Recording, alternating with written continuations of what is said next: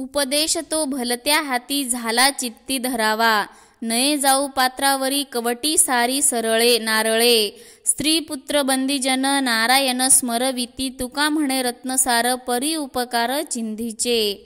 उपदेश करणारी व्यक्ती ही कोण आहे ते न पाहता तिने केलेला उपदेश फक्त लक्षात ठेवावा.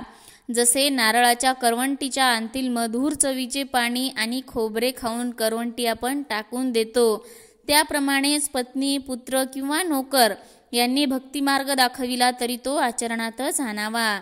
तुकाराम महाराज म्हणतात, जसे मौल्यवान रत्न चिंधीमध्ये गुंडाळून चिंधीची काळजी घेतली जाते, तसे उपदेश करणारी व्यक्ती सामान्य जरी असली तरी ती श्रेष्ठ मानावी.